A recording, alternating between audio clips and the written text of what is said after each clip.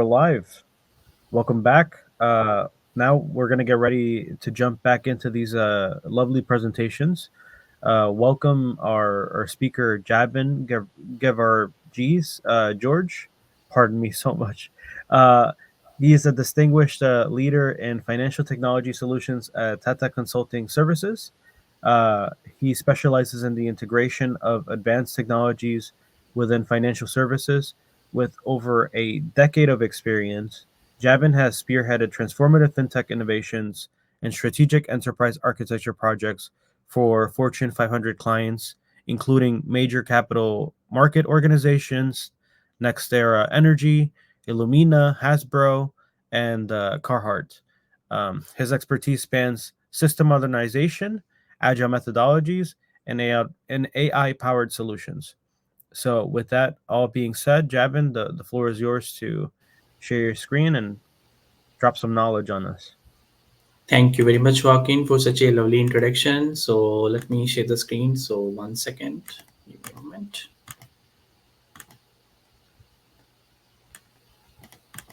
Hope Joaquin, you can confirm. Hope you can see the screen, right? Yes, sir. You're fully Okay, visible. thank you. So thank you, everyone. I'm excited to be a part of SOM community and also present my views on AI and automation, how we can leverage AI and automation in financial services specifically to transform and take the to unlock the maximum potential. What we do today for our clients, elevating the customer experience, how can we modernize and drive strategic innovation. Just introducing myself. Thank you, Joaquin already did it, but my name is Jevin Georgis George. I have more than a decade of experience working with Fortune 500 clients. Currently, I'm working in Tata Consultancy Services, New York, working for a major financial services, especially into capital markets. And before that, I was in nearshore technology services in Mexico for almost close to 5 years, and I've been driving the transformation initiatives, especially with enterprise architecture, sustainability, and AI. And apart from that, if I want to, I think Joaquin already mentioned my clients. Like I worked on one of the largest capital markets merger. I'm handling one of the largest financial services client. Apart from that, I do have authored a book in AI, ML, and IoT. I'm also associated with SOM community, and apart from that, I'm also a Forbes Council member, and I'm also playing key initiatives as AI Frontier Network ambassador. So that is it about me in short. And I'm passionate about definitely enterprise architecture because it is like we all love to clean the house, how to organize our house. So that is how I see any enterprise. We do have so many systems, platforms, products, and processes. So this is where we try to stitch it together, where the whole the house looks for me. How can we innovate together? So that is where my passion lies, and also into sustainability, because that is something, as we say, we have to serve with humility, innovate with purpose, and honor earth as we journey move forward. So that is something, sustainable business practices, we definitely need to take it close to our heart. Without spending much time, the core focus of today's session is AI and automation in financial services. Let's jump ahead. So the context or the topics that definitely we want to bring it and bring it to the audience is where are we with respect to AI and automation in financial enterprise architecture? What are the challenges that as an enterprise working with the global Fortune 500 clients, what we see day in day out, like where are we starting? What are the bottlenecks to us? And how can we make our journey easy towards AI adoption? Now, when we say that AI adoption, can AI be an accelerator itself for the AI adoption? So that's kind of the it's kind of cohesive, or I would say like dual meaning. For example, we need to adopt AI, but can AI help me to adopt AI? That is the something we definitely need to jump in and understand. Now, from a financial services industry perspective, what are the top AI use cases? Where can we start working towards? Okay, where the organization can start looking for their early pilot implementations. And I'm working on one of the, I have been working on one of the framework, and it is in pilot stage, and I have named it as Revoc. It is like strategy to execution for enterprise architecture innovation, specifically, specially catered for the financial services. Now, definitely the future, not only Gartner, McKinsey, or the whole world is saying that the services, or when we talk about the service optimization, We are moving to a future where the system is going to be autonomous. So what is it, what it means, how we start our preparation, that is the agenda for today. So let me, before, without taking much of the time, I'm just going to present my views on where we stand on AI and automation in financial enterprise architecture. So, like, to the audience over here, enterprise architecture, we all know that what is it. So it's basically a framework or your ecosystem, your enterprise ecosystem, which comprises of systems, your infrastructure, your processes, your products, your platforms, all these scattered at different places. You might be an enterprise having your business in US, in Europe, in Asia, a lot of places, multi-geographical, multi-diverse, multiple line of businesses, etc. So how you bring that enterprise architecture landscape, how you serve it to the best, so that you can adopt AI to the best of your company, best of your clients, etc. So the modernization that has been happening, it's not now we are modernizing the system. We have been using Excel based system, database systems. We adopted ERP, enterprise resource planning, to transform our departmental dependencies, bringing up one global business system, etc. Now we are in an age we want to create more reasoning, create more context, create more intelligence. We want to create self-healing systems, self-optimizing systems. For example, the moving of 5 years ago, we can, not 5 years, I would say predominantly 7 to 8 years ago, enterprise started moving to the cloud. Why? Because there was a lot of focus on the capital investment. Do I need to run it, like invest on a data center? Do I need to have a heavy maintenance on the infrastructure team? That, okay, do we need to scale the resources? Is the memory going down, etc.? I mean, are my applications ready to be scaled, etc.? So the modernization have always been happening from mainframe to till now. The journey what we see across the computing age, modernization has it is always been on the edge. But but right now, in 5 years or the last 2 years, how AI is staying ahead of everything, artificial intelligence, the curiosity comes in. Like when OpenAI model was launched, within 1 day or 5 days, they had millions of users. So you can say that the customer adoption or the user adoption has been changed. People movement towards technology has changed. Everything is moving fast. So yes, modernization has to be done. We have been modernizing the system, but the time has gone now. We have to accelerate it. That's the whole goal.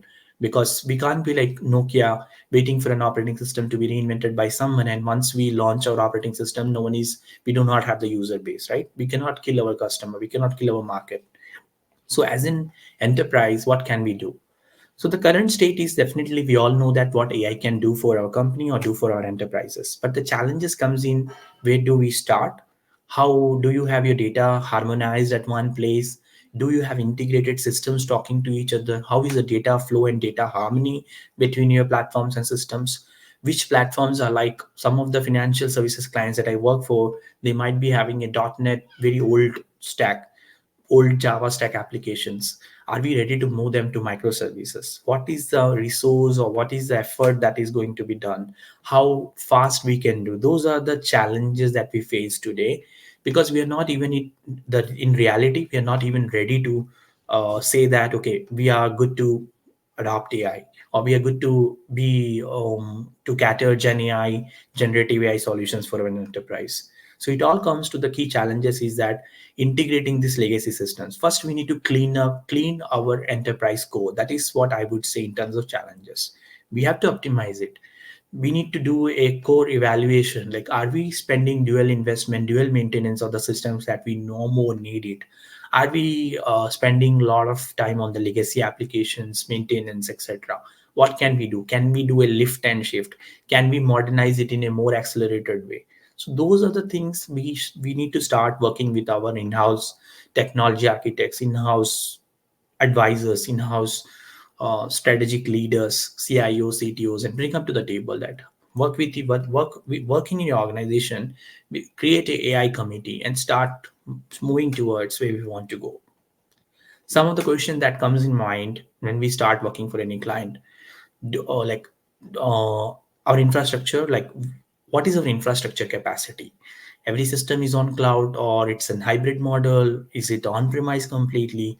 how much do we have a parallel system if we do some innovation, that the BAU is business as usual is not interrupted. So many things. Okay, so that is the context of this particular presentation, like AI and automation, how can we leverage it specifically in the financial services industry. I just wanted, like, this is not directly related to the topic, but it is a talk that is going on in the industry. We have been sitting over it from for a decade maybe. The technical debt that has been accumulated by the enterprises, it has surpassed recently. I don't remember the exactly, but I think McKinsey or it was by a financial agency. The report was showing that we do have, like, the industry across all the industry combined, uh, just focusing on the financial services, we have a 3.1 trillion of technical debt. What is technical debt? Technical debt means the enterprises that have been in the survey, if they want to revamp their systems, they want to clean up their legacy systems, clean up their processes and standards, so that much of investment is needed to modernize their system. So technical debt is something, the lack of efficiency to scale your system. The system cannot give the elevated experience what we look for in today's world or today's customer. So that technical debt which has been accumulated over time, it is definitely not good. So but what we are trying to do is that if you keep on modernizing and accelerating the modernization, how much of technical debt you can reduce it over the time, that's the picture. We have to start realizing it, we have to start noting it.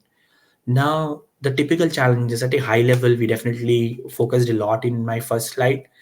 But if I want to segregate as a client, or a, like, from my experience working with the clients, the four, particularly from a financial services client, why I want to bring financial services client, it do focus a lot on compliance and security. Regulatory is a very regulatory technology is a very much of high focus in financial services client. Everything is audited. We want to make sure that we enable a zero risk environment to our clients. But still, from the experience, if we talk about most of the enterprises, these four particular pillars of challenges would definitely, I would say, definitely stay. Okay, it stays the same. But let me just bring it up or tailor it more for financial services client. So what are the legacy constraint what we are speaking of? The we are talking about, you do have a system that has been like a bank, an old bank that has been using a system, a COBOL based or Java 7 based or .NET old stack system, and now it is not ready to give the same performance. It is not ready to talk to an API or compute the web services what we need to give me a result instantly. Enable us for a quick decision making. Those kind of adaptability is what we are missing in today's world. So that's why I would bracket those kind of systems and processes and platforms as my legacy systems and constraints, because it's a dead code for me, it's a old code for me. I definitely need to organize it. Now the second challenge comes in between. For example, in an enterprise, it is sometimes very hard for us to immediately move from an old system to more system because of a lot of things, because you definitely need to do a organizational change management methodology framework to transition the users who have been using this particular system for a long time. And it's not like you can start in a day or start in 2 days or 5 days. No, it takes time. So interconnected dependencies are something, like, we do have some new systems in place, we do have old systems in place, and we do also have rendering services from third party or some of our cloud services. So so this is a mind map, I would say. So the architecture and the strategic bodies and the key people involved in different set of line of business functions from the business side and technology side, they have to be on the same page. Interconnected dependencies are like a huge bottleneck. We don't know where our data is flowing and how consistent the data is, right? If the data is, let's say, is in different silos, it's fragmented systems, so how we bring it together, that dependency is a big challenge when we talk about scaling AI or adoption of AI. So first we definitely need to unwind these systems. I say it is complexly intertwined. What it means is that they are wired in such a different ways that it's very hard for us to unfold it. But definitely that's where the beauty lies in. We have to step in and we have to create a establish the right data flow, right systems, clean up the code. That's what I would say. So these are some of the typical challenges that every enterprise is right now going through, and they have to step up, and right now they have to accelerate it. No doubt in that. If you really want to be a AI enabled organization or gen AI implementation, if you want to do it in the next coming year, then definitely you need to start cleaning up your legacy systems, establishing a good flow of your interconnected dependencies. Now, the other problem that lies in is that our infrastructure is so centric. For example, we are still not open to, like, as a bank or financial services client, we are still not open to cloud because of the security risks what it comes to. So because of the privacy what we offer to our customers, because of so many other regulations that are in play. But still, it is something that we definitely need to strategize it. What part of the infrastructure you want to hold it? What part of the infrastructure we can let it go and consume a hyperscaler? Consuming a hyperscaler definitely makes up the system in terms of adopting, be it AWS web services or Azure web services. We can implement the well in classified machine learning algorithm to do a lot of things systematically for us. And it also helps us consuming so much of APIs, which will give us a lot of data feed in real time to make our decision making easy. Now, is like when we talk about the systems are being written, particularly in the financial services. A lot of regulatory frameworks are being written with the business logic that has been there, but the regulatory frameworks are being evolved. The sustainability business practices, what in the European Union is focusing on, what the EU side of it is saying, what United States is saying. So we have to evolve it. Now, if we have a static architecture, it is not easily updatable, or it is not a system that is not constantly evolving, then we are talking about the static updates, the hard coded updates, hard coded data privacy regulations. These all are nothing but we are spending unwanted efforts. So these are some of the challenges that exist in today's financial systems landscape. Let's see what can we do, where we start, because I think I'm so sorry if I've thrown so much of stuff. But definitely, so growing security threats, so shifting our data privacy regulations, the GDPR thing. United States has recently given, like, I think 2 days ago or something, the bill was passed for global data protection, specifically in the consumer payment space. Like, if as a user who would be able to or like the authority of data sharing is with me in the payments landscape, or is it with the company, or etc. So we need to definitely, so these are some of the important things that we need to make our system stay ahead of the, like what the government regulations are telling us. So keeping all this uptight and at a super accelerated space is not easy. But let's start modernizing, let's start re-architecting, and we'll go from there. Moving to the next slide. So, I mean, this is something I was inspired by Kotler's law framework, and I think we have all used and seen it. But my focus was that, okay, as an enterprise architecture, if I want to innovate my AI house or house of AI for financial services, what can I do? The first and foremost thing, whenever you want to adopt a new technology, or you want to innovate, or you want to really come into a decision what to do now. So first, evaluate yourself. Let's say you ask questions. Okay, what are my top systems, top processes? What are the systems that are kind of dormant for me? What are the LOBs that is not working for me? What are the processes, etc.? You evaluate, you do a current maturity assessment, where you understand your system complexity, the technical architecture, the old legacy applications, the processes, etc. What capabilities you feel that which of the systems you definitely have to make a map of the systems, the unsupportive systems which are not AI ready, which are not ready to consume any API services, cannot be integrated with the new age system. So do a assessment. That is the first step you want to do. Second thing, the business stakeholders, they drive the business, they know what the consumers are looking for. So from a business capability point of view, list down the business capabilities and your technology capabilities, and now you need to align it. Okay, these business capabilities are my end goals or the outcomes. To achieve that, what do I need? So can I align my AI strategy? Will it give the business capabilities as my outcomes? Can I align my design strategy? So mostly this is a strategic phase where you have to do a discovery and workshop with your program stakeholders, where we want to lean forward to achieve our business goals and outcomes, etc.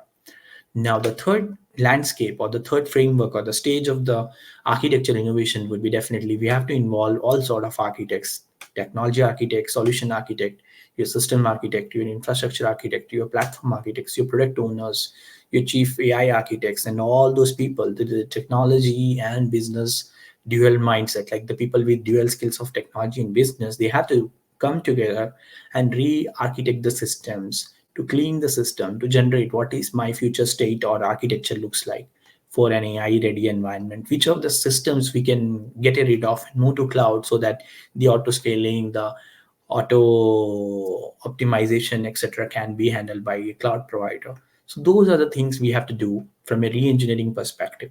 Once we do that, then we are advancing in our journey, and that is where we can step into to enable our automation and intelligent processes. We can fix in, we can integrate the data, we can generate AI to give us insights, we can plug into consume for our web services or personalized offerings to our clients. And then once we start adopting automation, like once we see that okay, this is effective, then we can look for scaling it up for other geographies, other line of businesses, etc. That is what I would say, that this 5-way framework is something simple to put it together. If you just want to have a 5-week workshop to put it together, just try it. It may like a sprint by sprint. If you go, definitely we can meet our enterprise architecture goal and the innovation what we need. Moving to the next slide. So this is typically like you were saying that okay, that was more of theory, but I haven't put my lot of confidential tools are available right now, but because of the proprietary, I haven't used them.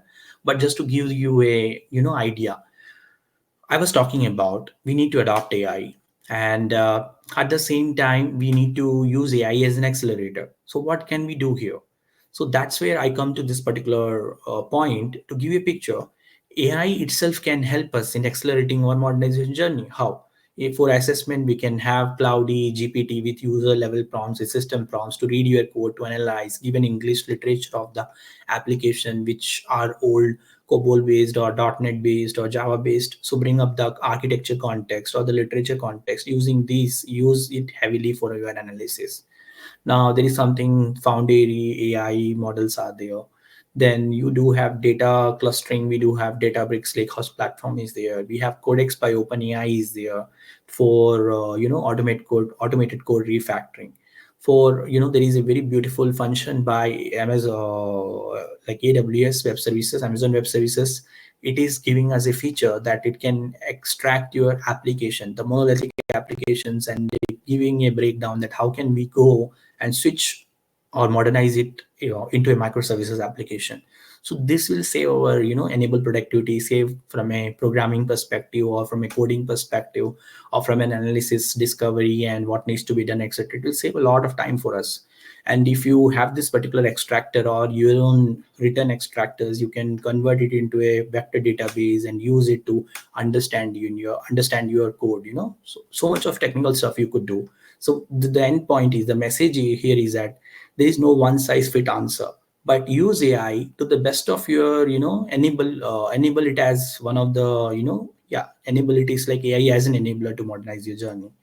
How you can use it to automate or bring your process automation and scaling functions or implementing digital twins, etc. So start using AI as an enabler to modernize your journey, and then you can very well advance your AI or generative AI implementations to give direct consumer AIs, for example, a financial advisor based AI, or tailored personalized offering based on the customer chat. You can just give a new product fit for whatever the customer is looking for. A lot of things you can start innovating once you have the foundation AI in place for your enterprises.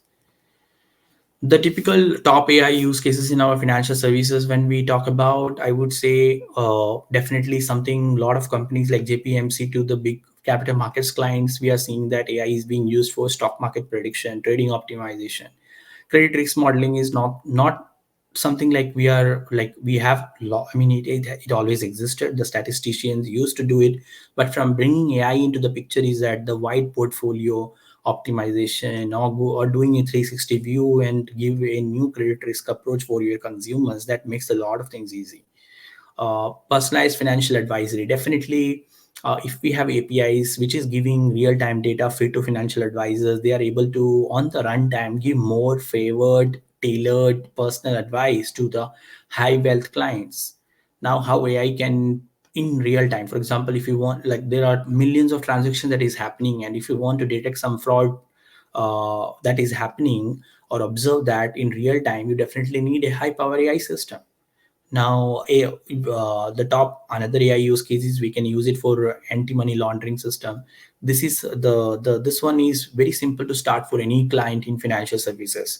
We can use NLP, we can do the document review, and we can feed it to the system what type of gaps are we looking into the contracts. It will save so much of time for your financial analyst to go over the contract, what's legal, what not legal, what needs, what is not as per the expectation, etc. So that too at a very expedited, accelerated output, if I can get in minutes or seconds, that makes our life easy. Customer sentiment analysis, definitely not from a financial services, but it is applicable to any industry which is in the forefront of directly mapping with the consumers. Like for example, a customer made a call, how was the call? A customer wrote an email, how was the email? So if we can uh, chunks of these data, we can mine these data and bring out the sentiment analysis. AI can do the sentiment analysis, like what is the major part of the population or the users who are interacting to our business, are they happy?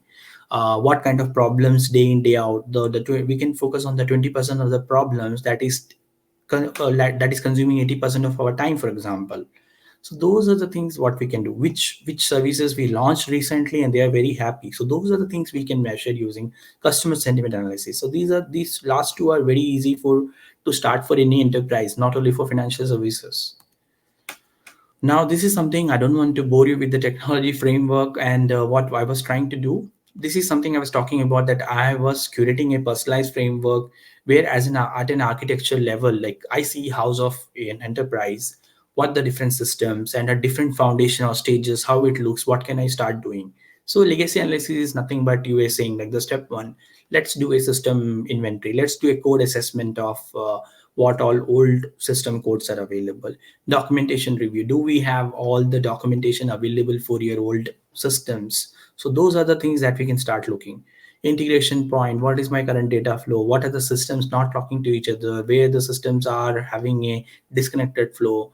Evaluation, what is our risk, what is our architecture design, where we want to go from the current to the next.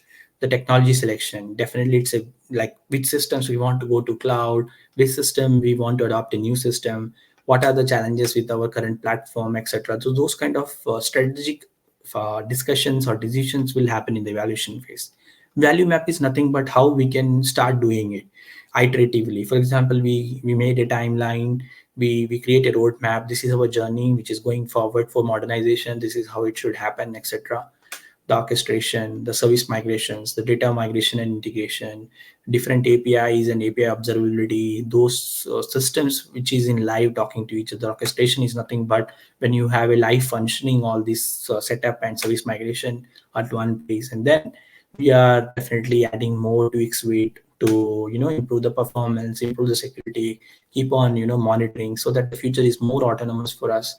The system is capable enough to read the data points and act on it. Now I think I will just take a pause for a few seconds and then we'll go to the next slide, which is something definitely we have to be ready for the future. AI just came in and we know it is happening.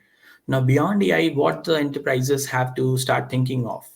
Definitely, when we started with this presentation, I focused on one point, that was autonomous services.